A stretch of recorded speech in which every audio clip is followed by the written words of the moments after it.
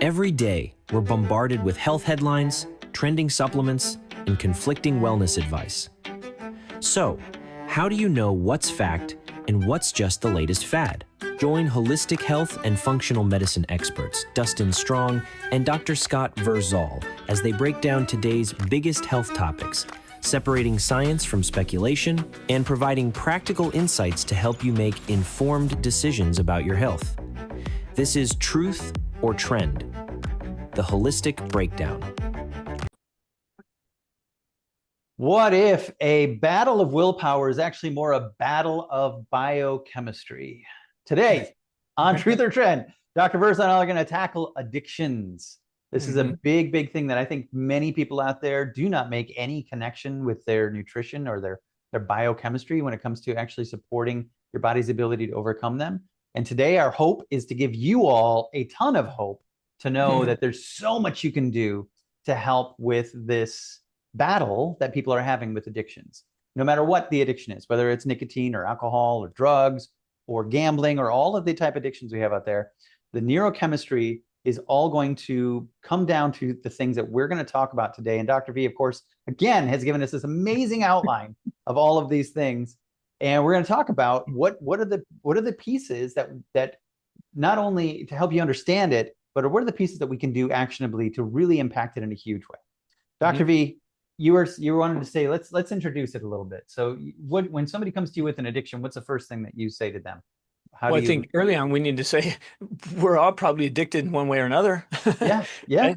We're talking pointed about out my coffee more than once, which isn't true. Yeah, dopamine thing. Yeah. And I mean, truth be told, I'm probably addicted to exercise. That's a healthy addiction, right? Because I feel stinking good when I get my exercise, my rides in, and I like feeling good. So, I mean, from there all the way down to even the petty side of addicted to shopping, that's a dopamine hit. Every sales cycle we're going to talk about, every sales cycle is a ping on dopamine to get people like, I need this, right? And sex, all these things it's all what is that thing that we're seeking? So we're all pleasure seeking individuals and human beings. So we want to talk about how we can use that for good ultimately, and what we're learning from that cycle is really what the gist of what we want to cover today. Yeah. And the interesting thing is it kind of a natural progression, because the signaling that is associated with a lot of these is that something is good or safe, right? Or it made us feel good. And so at first we get a pleasure from the dopamine hit, but then after a while, what happens is people just get relief and they don't even get the pleasure anymore, right? Because it's such a huge need that's going on in the brain for it. And it isn't just dopamine, it's glutamate. It's so many of these neurotransmitters that come to play in this. And I think what we're hopefully going to give people context is to why does it become that you need more and more and more? And what chemistry gets burnt out to get you stuck in that loop, and how do you get out of it? Meaning, how can we break the cycle? Exactly, right. And that's where we want. That's where we want to get. Right.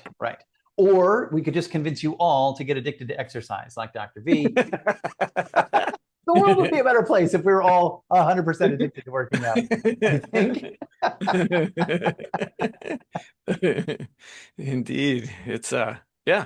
I mean, there's addiction everywhere. I mean, there's a line in a song that says, "Sex sells and the whole world is buying." And it's. I mean, ultimately, I mean, I keep bringing that up because sex is kind of the epitome of dopamine, right? And that rush, it feels good, everybody likes it, So I mean, that's marketing, right? How many marketing campaigns have bikini clad girls, right? Or I mean, that sort of stuff. I mean, it's unfortunate, but or just to keep it fair and balanced, dudes with 6-packs and there you go, and all of that stuff. Indeed.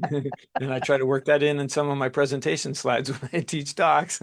I say, ladies, this picture's for you now, finally. Nice. So, they need it just as much as we do, but nobody really wants to talk about that for some reason, huh? Anyway, all that to bring it back to dopamine, glutamate, right? And so, I mean, even MSG, right? That is monosodium glutamate, the old Right. commercial for accent spice, right? And some people in the audience may not remember that when I was a kid, they'd show a black and white field and how dull the field looked, and they sprinkle accent on it, and boom, the colors come alive, and it's all Yeah. awake. That's glutamate, right? And so people put MSG, high-end restaurants put, glutamate on their steaks and on their foods because Yeah. it makes the flavors come alive. And it's like, ooh, this is the best I've ever had. And I think glutamate plays a much bigger role in addiction than people realize. I mean, we talk a lot about dopamine, but Mhm. yeah, because glutamate's the gas, right? It's the thing that kind of fires and gets you going towards it in the beginning, And you know? and it's And a cycle that you talked about for the long term. The first time is the dopamine hit. Ooh, this feels good. They keep doing that, doing that, doing that. Then they learn that that is the new threshold, and so that's where glutamate comes in and gets burned up. We've mm, got that covered in that first slide. yeah, After you talk about niacinamide. yeah. Yeah, so Well, we're going to get to first, those slides, but I want to yeah. give us all something really baseline that I think is really important just to tie it into neurochemistry in the first place. And if you Yes. really get out there and you talk to so many people about addictions, in the research is overwhelming with this, is they talk a lot about NAD, right? So what is that? Nicotinamide adenine dinucleotide, or NAD. And a lot of people ask about NAD supplements, and I've had people ask me an awful lot about that. And I'm going to share a slide from the mental health seminar I wrote in 2022, where it shows that they have these NAD infusion therapies where the number one thing they're claiming is it helps to banish addiction, right? Mm. So just this one little piece that, of course, is getting depleted horribly when it comes to any type of abuse of alcohol or any kind of substance like that. But the nicotine, or the niacin or the niacinamide has to Mhm. be a big part of a baseline, I think, across everything we're talking about. So if I'm going to hit you guys with the one big takeaway, please pay attention to your niacin load, right? Your intake of niacin, the Right. importance of niacin. I talk about it so much. From a standard process practitioner standpoint, if somebody does come in and they are alcohol or sugar addicted, I want to make sure that there's a baseline of at least 6 niacinamide B6 per day Mhm. as an opener, because there's so much need for it.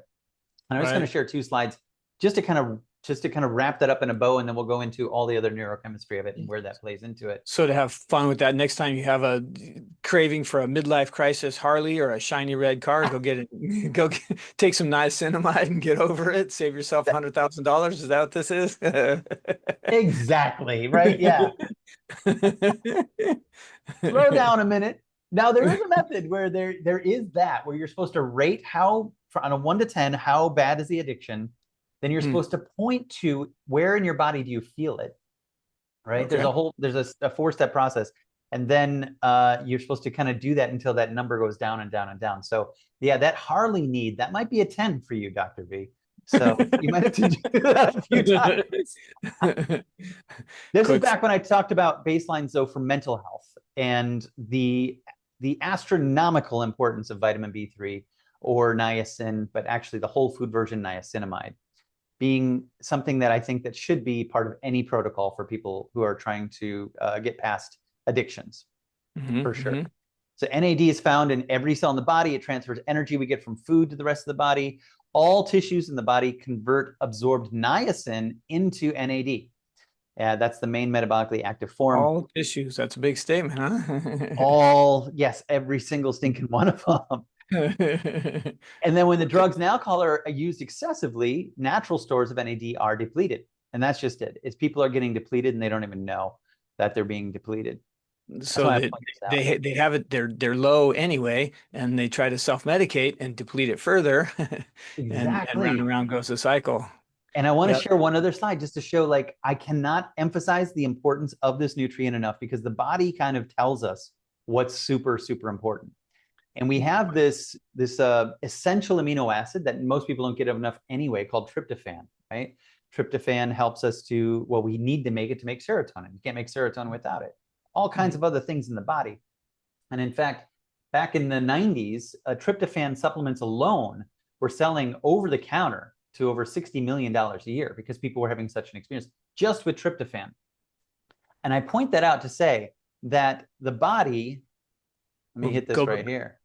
Tryptophan, essential for serotonin, but your body can make B3 from tryptophan, meaning it will sacrifice this amazing essential amino acid because B3 is so important.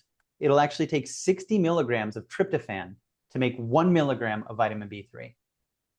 That's mind-blowing to me.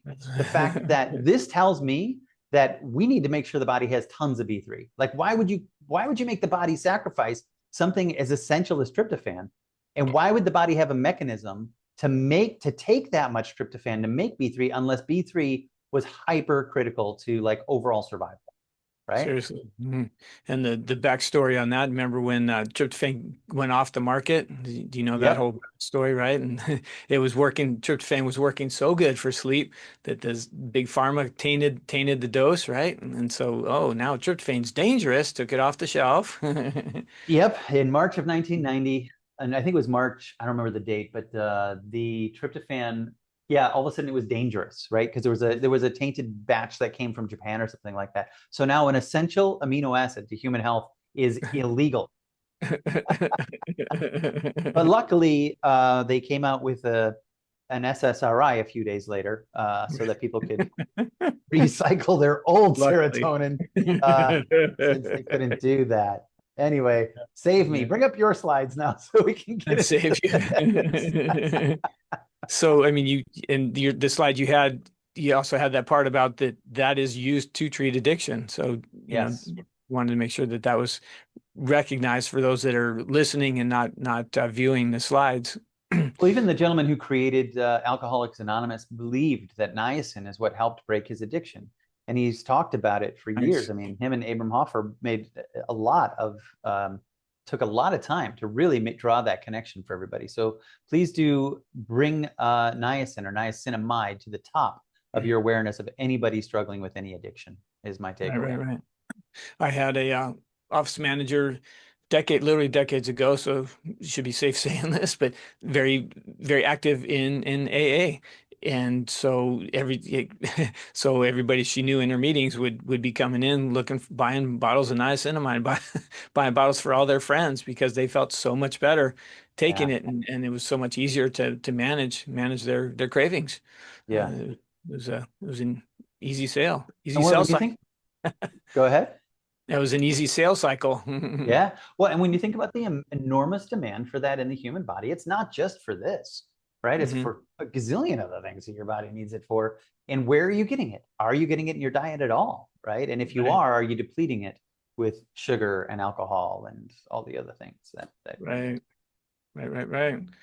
So the neurotransmitters associated with it, we talked about dopamine, right? Dopamine is that, this feels good. I enjoy doing it. It's also what is used for every marketing campaign to get that life is good. You know, I mean, that's what most recreational drugs, right? Yeah. Ecstasy and all that sort of stuff are all raised at a little dopamine or big dopamine hit. And backing up a little bit, looking at dopamine, glutamate, the long-term consequences of these, if you don't recognize the early signs of, be it addiction or the desire need for dopamine and so on, dopamine pathologically, high dopamine is schizophrenia. You start hearing voices in the toilets or, multiple voices in your head. It gets a little chaotic. The earlier sign before, pathologic example is, vivid nightmares, night terrors. Those are all signs also of high dopamine. High dopamine, right? Yeah, definitely. High dopamine. And I just want to make a clarification here. People think of dopamine as just the neurotransmitter, but dopamine's a whole system, and it's not fully understood, quite honestly, yet. But what we're talking about is the actual dopamine as a neurotransmitter and the high levels of it. And what we want to help people understand is that oftentimes when that dopamine is too high, is because it's not converting to norepinephrine, right? Which is the next process in that. And one of the things that Dr. Walsh talked about a lot in his book was this conversion and how copper is essential for that conversion. Right? And if you don't, because like about 25% of the population that's estimated is too low in copper, that may be the reason that somebody's too high in dopamine, because they just don't have enough copper. It could be that simple. It rarely is that simple. But copper is so critical for cortisol management as well. Right. So it goes with the whole cycle, and this methylation cycle that we're talking about here as well. Mhm. So that's high dopamine if we don't manage it that way. If dopamine we overstimulate and ends up crashing, low dopamine pathologically is Parkinson's. So neither of those would I sign up for. I mean, Right. yes, I like the visions. I like being creative. That's using dopamine to our advantage, but not in a pathologic. Now I'm hearing water, hearing voices from the toilet, sort of thing. So we get that dopamine hit. That's the initial attraction addiction that goes on. Then we learn the addiction, right? Glutamate is that learning pathway. Think glutamate popularized with monosodium glutamate, MSG, right? That's so makes food so tastes good, but also makes it an excitotoxin and kills brain cells. Yeah, not so much. No, thank you. So that's glutamate, and then GABA is our primary inhibitory neurotransmitter. So we need the GABA to say, yeah, break the cycle, chill out. We need to convert glutamate to GABA to shut the brain off and go to sleep at night, right? So that's very B6 dependent and magnesium dependent to help convert the I'm awake, I'm stimulated to glutamate to GABA to filter the brain, turn it off so that we can shut it off and have a good deep sleep at night. Serotonin converts to melatonin, right? So, that's a massive, any of these neurotransmitters is a massive subject in and of itself, but just to help the public, help you all understand the mechanisms of addiction and how the cycle goes and what we can do functionally. And as clinicians, most of the listeners are clinicians, to break the cycle and help people be their best ultimately, right? Right. Absolutely. Norepinephrine, as you talked about, is that's our focus. That's, remembering learning material. That is a software for organizing our memories so that we remember why we walked into the room, or stay on task with putting together slides for a presentation, or, you know, Yeah. And being our best. and So it comes from dopamine, right? And I want to remind everybody, a lot of the medications out there that people are on, if it's like bupropion, what it's intending to do is to inhibit the reuptake of norepinephrine and dopamine, both, trying to Mm, keep what's there artificially high instead of kind of understanding why would it be low in the first place. And where this gets dangerous is, like you just mentioned, if we're pushing them too high for too long, then we have other problems that start to mhm. show up, right? Instead of allowing this all to go naturally together, having that go. Robbing, And robbing people from, on go ahead. ADHD medication, it's all dopamine, right? They're trying to keep Mhm, dopamine high. So there's a mhm. risk after too long of doing that, for sure. Yeah, I like the analogy of stealing from tomorrow to get through today. Yeah. Oh, Ultimately, which wow. is Yeah. what Yeah. we're doing here. Little known secret on norepinephrine, it is gastroprotective as well. Mm. So that's the mechanism for the frontal headache, where we get that chronic stress cycle where the norepinephrine eventually goes down and stops protecting the stomach. So then we get the ulcers, the H. pylori, and so on. And so that stomach lining gets compromised and refers pain to the front of the head. So that was the mechanism for that frontal headache. So do you see an association with people who are on Vyvances and Adderalls and things like that that are intended to keep dopamine too high, that it's not converting to dopamine and that contributes to their frontal headaches? Norepinephrine. Norepinephrine is a gastroprotective one. Because the norepinephrine is too low, right? Because the Oh, so dopamine is dopamine. Okay, I see where you're not going. Yeah, converting stealing into from it. Yeah, norepinephrine. that'd be worth checking out for sure. Yeah. Mm.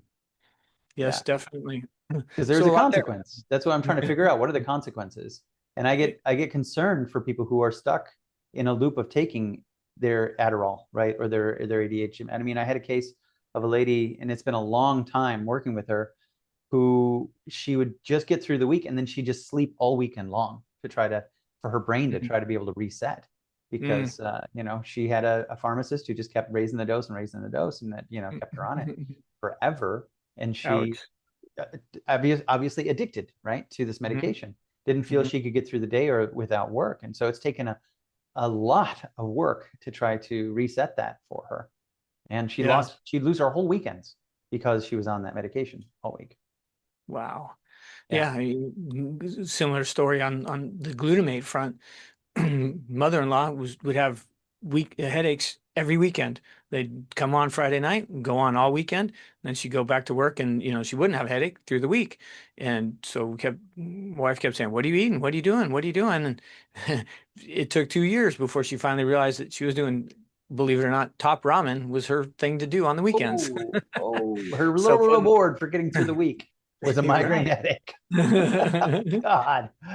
Yeah, so she put in that little spice pack on her top ramen noodles, and Mm, she'd have that massive headache all weekend long. So I finally wow. broke that cycle for her, and she hasn't had a headache in years since Yeah. finally figuring that out. Wow. So learn. I mean, headaches. I mean, any pain is an indicator that something. It's a signal that something's not right. We don't want to mask it. We want to learn from it. Yep. That is the theme of every single podcast you hear with us. Yep. Yep. Learn from what your body's trying to tell you, and don't mask it. It is a message. So as you mentioned early in the podcast today, early addiction is seeking pleasure, but then after we get desensitized to that, then an established addiction becomes avoiding discomfort, and that's where the glutamate really starts kicking in, because it Mm, needing just to avoid the avoidance mechanism, and it gets deeper and darker there. So the shift, I want this because it feels good, to becomes I need this to feel normal. And so that's the chronic addiction that is laid out in the next number 2 slide or box here. As we kind of go round and round, everybody wants to feel good. I mean, we can't. That is life. We are intended to pursue good and happiness and joy, right? yeah. Um, but not robbing from tomorrow to do it, and Right. do it appropriately. You crave exercise, crave the things that are beneficial for you, so that you can flourish and be the best version of yourself. I see on Right. your list here down there endocannabinoids. Can you talk Yep. about that for a second? Because that's one I think that is not talked nearly enough about in all of this. And in my mind, from a nutritional supplement standpoint, when I think about endocannabinoid like tone or balance, I always think about the hemp seed oil complex from Standard Process, Yes. for a lot of great reasons. But you Yes. have it for modulating reward, appetite, stress, and memory, but also influences reinforcement and relaxation. So the way I would use this is look at if somebody is using cannabinoids to self-medicate, then I would put that in the left hand and I would take it away and see what reward system their body needs, right? And so then I would look upstream, right? Do we need to facilitate dopamine typically, to correct that problem? Or sometimes it's norepinephrine, which is blood sugar related. So I would look upstream, in other words, try to determine what it is that they're self-medicating with the cannabinoids, and figure, again, get to the cause so we can determine what they're self-medicating with, or why Mhm. that they have that need to self-medicate. That's kind of where I would go with it. What other uses are using hemp oil for? I mean, I use it for flights, or sometimes sleep issues, things like that. Yep, sleep issues. I mean, just general sense of calmness, anxiety for a lot of people definitely makes a Hmm. difference. I also like the product in general because it has True Brock in there. It has some other ability to help your body detoxify and get rid of and help facilitate all of these. So I find it to be a really nice overall piece. And and I do think that there's value in maintaining some level of tone to the endocannabinoid system, which isn't talked about enough, right? Right. And I'm not a guy who's going to go out and seek endocannabinoid support from other things, right? This So I the want to street corner. yeah, exactly. But I do want to I want to ask you though, because we've talked about this a lot. Dopamine is at the top of this list. You said facilitate dopamine. When I'm muscle testing somebody, and for the muscle testers out there, low dopamine is the one low neurotransmitter, or that's right here, right below the lips, Yep. Yes, in yes. the center. I find, interestingly enough, like you said, there's a low estrogen dopamine connection. Wheat germ Yes. oil often will help correct that for me, Nice. just because of a precursor to help with the hormones as well. Huh? Other things that might help with that, if it's low dopamine, is tyrosine, right? Because you need L-tyrosine as your essential amino acid. So Hmm. that could be any protein source, or it could be proto-food from Standard Process to help with that. What Yes. are other things that you're finding that would help to help if you're finding low dopamine? The green box on the number 4 box here. So we've got Ah, dopamine support, tyrosine, right? As you just mentioned, turkey, chicken, fish, uh-huh. those are good sources of tyrosine. Yeah. Then we got the L-phenylalanine, Mhm. carefully, right? B6 ultimately is probably the most common one that I use. I would Um, agree B6 shows up all the time. Yeah. Right. And I mean, 70% of the other neurotransmitters are going to respond to B6. So if there's any yo-yo craziness mentally, B6 is one of my starting points, as would, B3. Niacinamide be another consideration in that. And that's why they Then have we have, niacinamide B6, right? It's a 5-to-1 ratio. And then they have uh B6 niacinamide, which is 5-to-1 in the other way. right. But I personally, what I like to check people for is Neuroplex in this case. Mm, Because okay. Neuroplex satisfies not only the B6 and the B3, but also the zinc, iron, and copper, which are right there as well in the dopamine support. So I'm surprised how many times that it's actually Neuroplex, which is the hot ticket, as you call it, if somebody's on a low dopamine situation, because it rules Yeah. out 5 different things that are often missing from dopamine production or synthesis.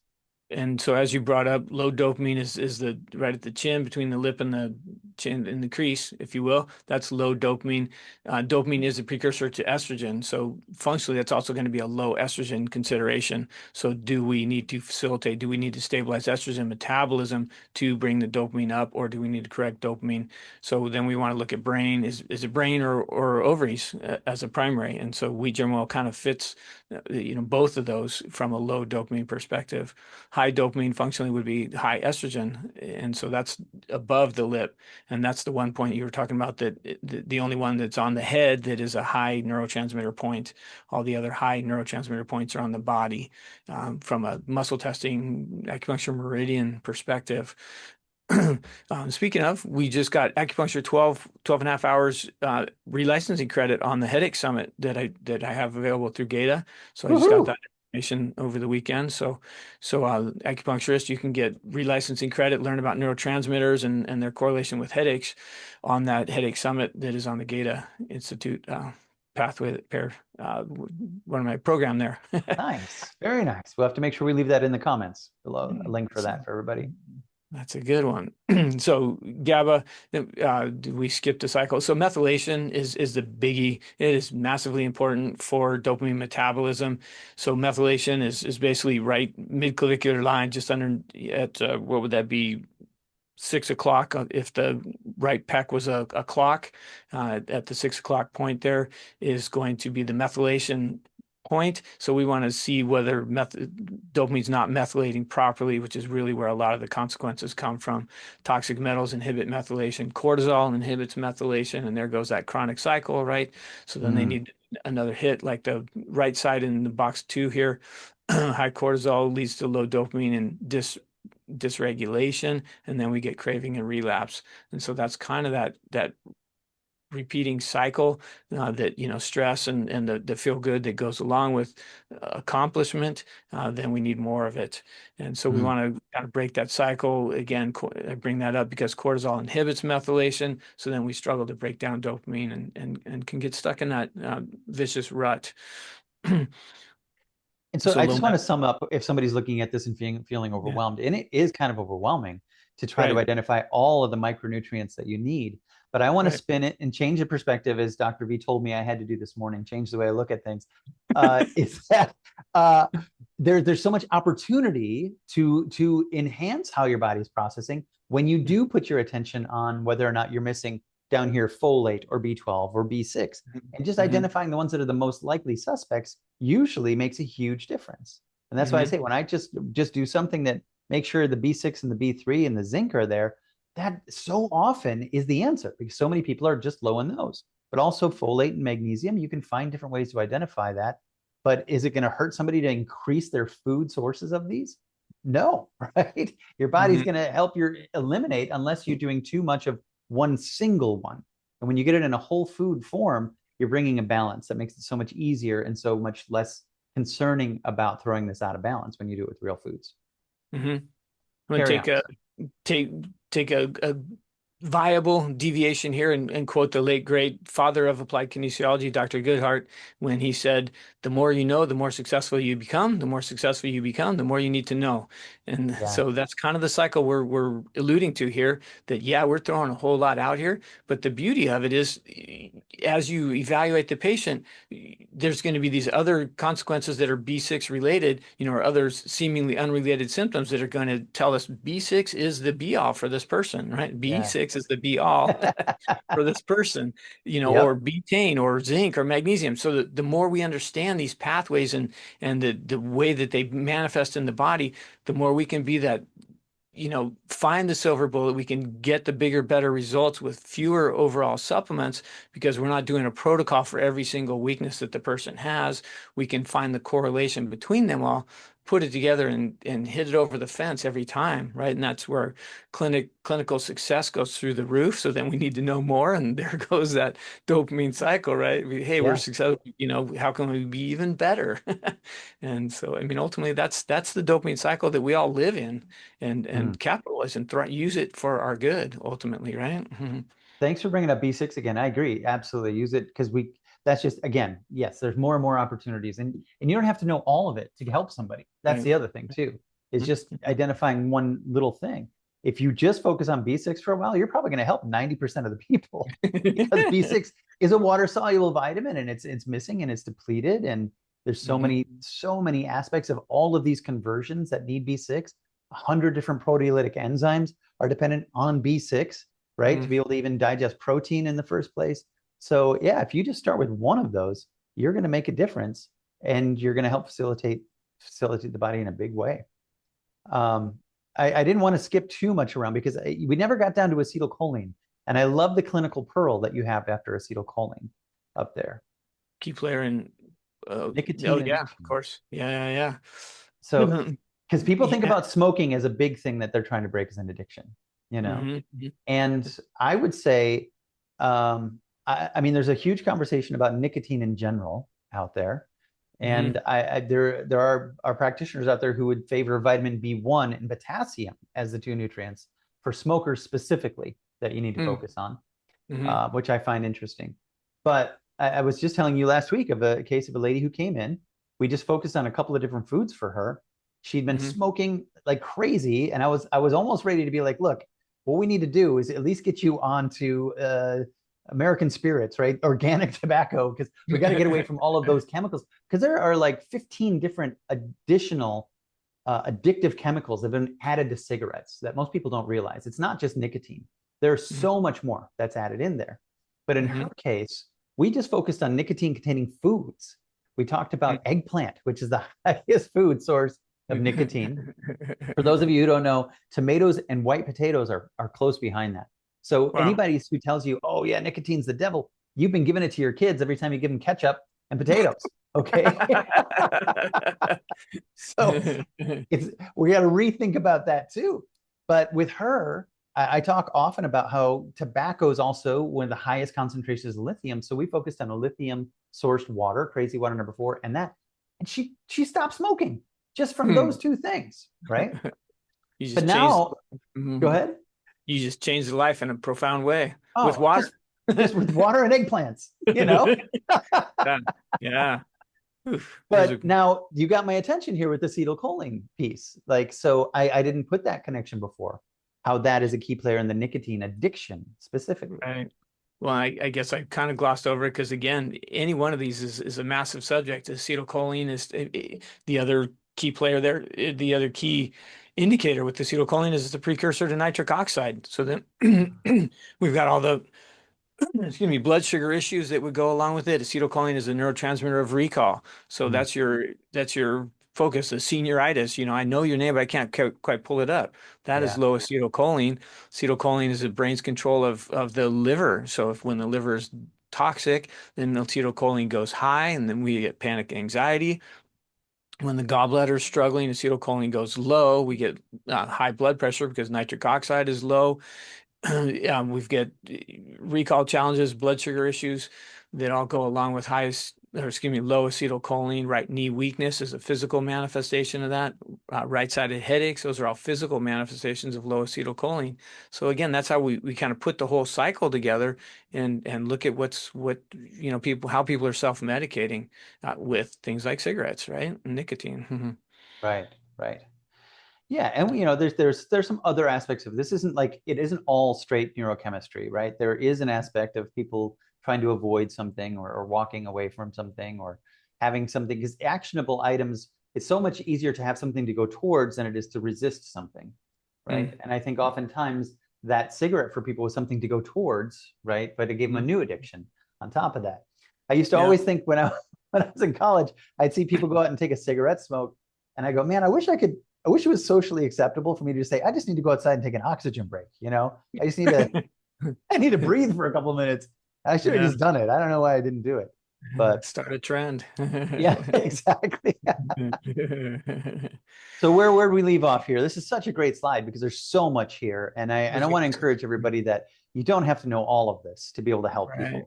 What we can do is start to just go after the basics, and then Dr. V and I can help you take it from there if you get stuck. That's what we're here for. Yeah. So, I mean, the low methylation may cause low dopamine symptoms, low motivation, fatigue, poor focus, anhedonia, which means pleasure seeking, right? And we've got slow dopamine clearance, overstimulation, anxiety, irritability, and insomnia. And so that just sets the whole cycle in motion, right? That's low methylation. And again, cortisol and toxic metals are key players in inhibiting methylation. So that's a higher risk of addiction and relapse with these people. So clinical pearls, again, you've got the genetic variants that would go along with that are very B12 dependent, folate dependent. Then we've got balance is key. Too little or too much or dopamine breakdown causes problems. As we mentioned, we got too much dopamine is schizophrenia. Too low dopamine is Parkinson's. Neither are a good scenario. So yeah, and then the foods that we've talked about on every podcast, more good more organic vegetables and more fish to facilitate these pathways. These are all huge key players. So lots there. They were just kind of wanted to tie the sales cycle. Just kind of hold on. I'm sorry if you don't mind going back there. I just want to see. Sorry, man. There's so much here. There is. I know. I want to make one point. Most medications that people are on are operating under the assumption that the neurotransmitters are all too low. And so what you just said was super important. Too high is just as bad as too low. And when you support it with natural chemistry, then your body can bring the balance on its own as it tries to force it one way or the other. But if the problem is that it's too high and you're taking a medication that's trying to make it higher, that's a real problem. That's an acceleration towards an end state that we really don't want to have at all. For sure. Two things though, you have NAC at the bottom of your dopamine support as well. That's a big one that's talked about.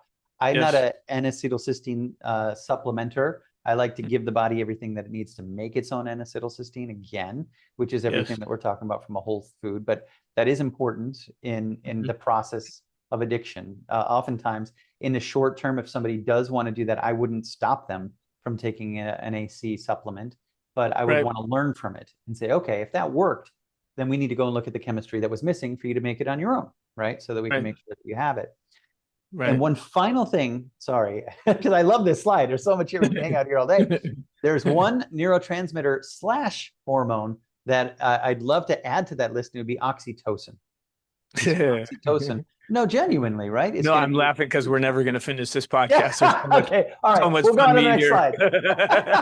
No, I mean, cover it. Oxytocin is critically important for all this. Hit it. Hugs, not drugs, right? Yeah. Give you your oxytocin. If you can't make oxytocin, look at getting some L-reuteri or listen to our episode on L-reuteri and reuteri, whichever we decided it was. There are many things that we can do to increase oxytocin. The thymus is going to be a big player in that as well. But yes, so just another honorable mention that we didn't get to on this. But bring your next slide up because we got some cool things to get to.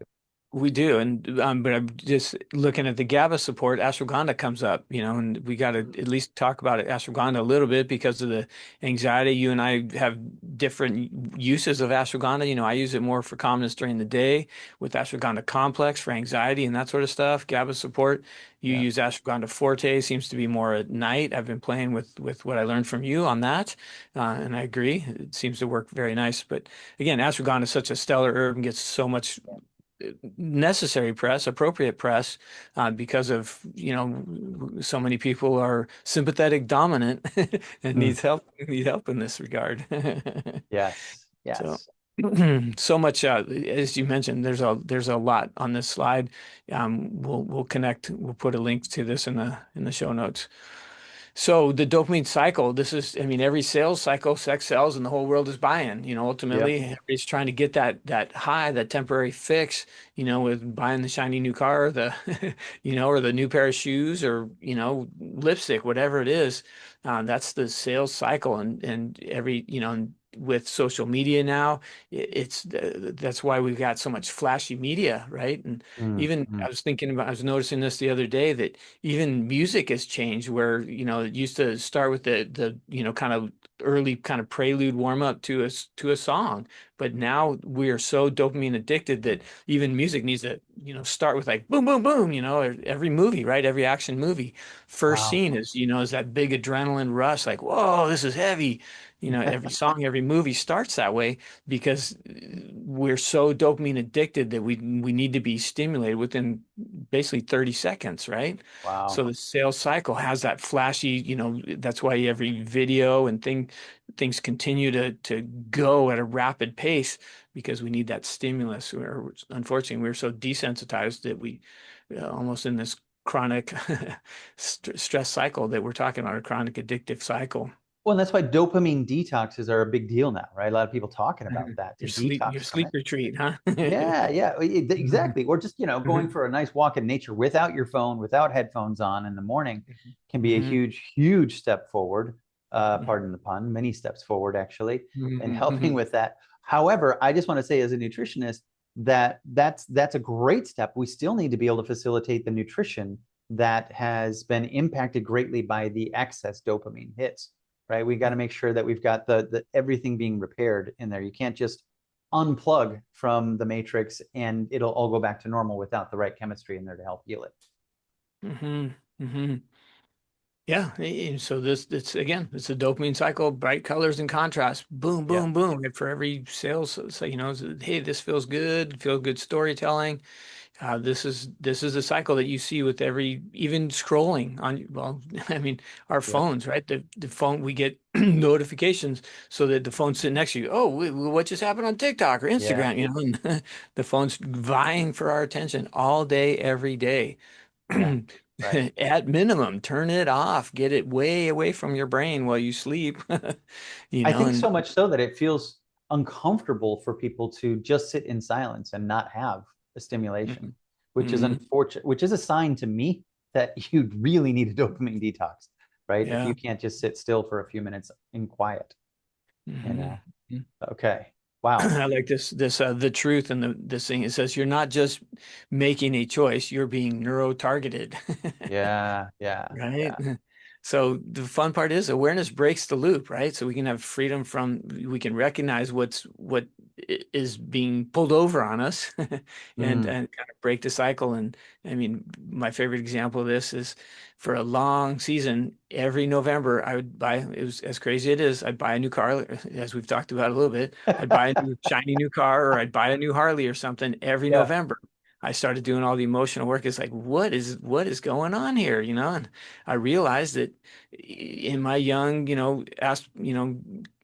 career aspirations, November was like, oh, I'm going home to see the family. I need to show them my success. And Wow. that was the emotional ping that I was needing to fulfill. This literally went on. So it was about 3 years into it, and it became a joke with my dad and I. We become conversing, about October, November. My dad's like, "What are you buying this year?" So I finally figured it out, did a bunch of emotional work to try to break the cycle. Then the next year, my wife says, "Oh, my car's getting old. I need a new car." I'm like, "Oh." Thought So I now you made buy it. two new cars a year instead of just one. Right. So it's still, and yeah, anyway, so that was a 7 year cycle that I still Wow. start getting the urge around that time of year. It's pretty nuts. Wow. Um, yeah, so I guess just to kind of elaborate on how engaging this cycle can really be. Yeah. I mean, just talking about it, if your phone's near you, you're going to start getting a whole bunch of advertisements for next year's models. You know that. Right. More pings for cars. Yeah, and the phone does listen. I mean, Yeah. on those lines, my buddy's phone was off or not it was sitting next to him when somebody came into his shop and was talking about the new truck he just got. And so as soon as he picked up his phone, after that guy left his shop, there's all these things for the new F-150, or Yeah. the truck that they've been talking about.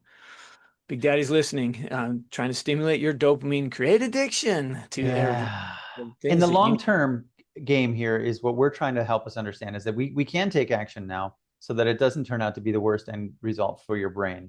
And Right. these types of things are going to be early predictors of cognitive decline, right? And that's a huge thing that we're talking about constantly. We can do more to help protect against that.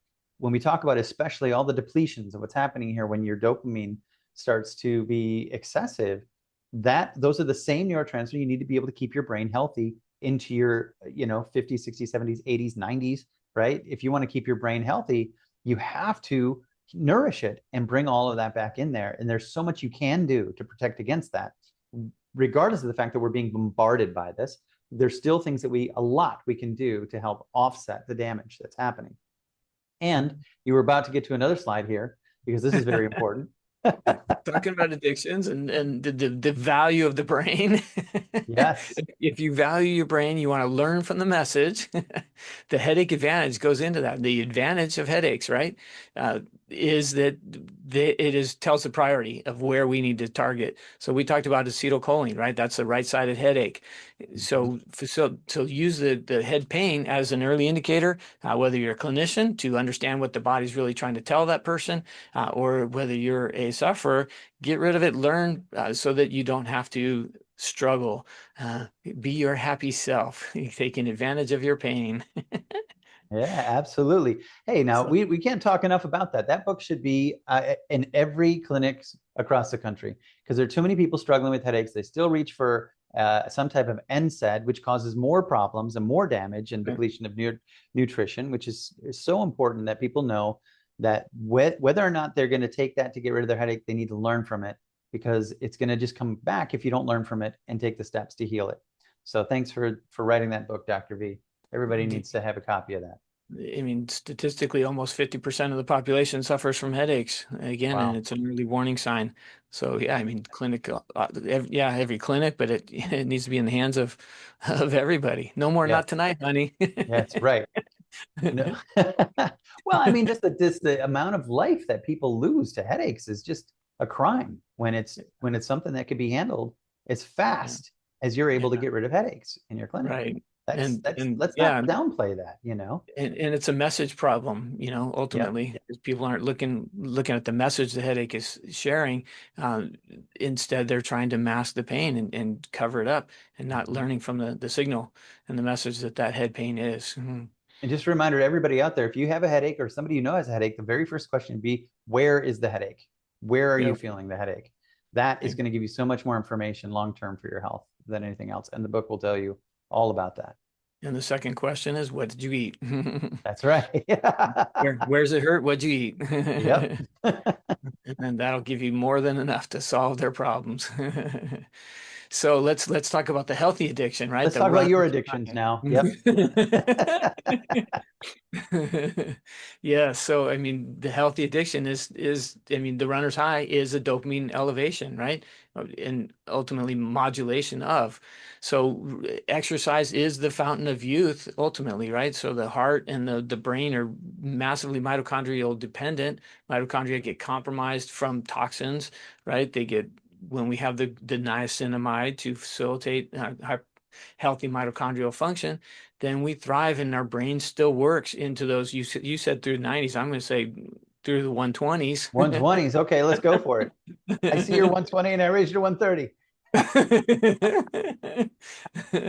So we want to thrive. We want health. We want a healthy health span, not just lifespan, right? We want quality into those years, and it starts with the choices we make today. Don't rob from tomorrow to get through today. So exercise. I mean, early on, I already confessed my addiction, right? But early on, when we had the second kid, I'm like, oh, it's selfish of me to go exercise. When I've got these two kids, I need to be here loving, pouring into.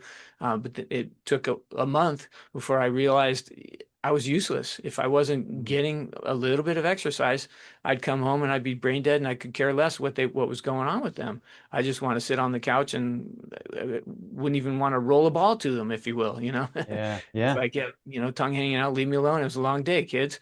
Mm. Whereas if I can take the hour to go get a ride in and get some exercise in, my brain's still working. I'm still vibrant when I get done, and I want to make a difference and help others.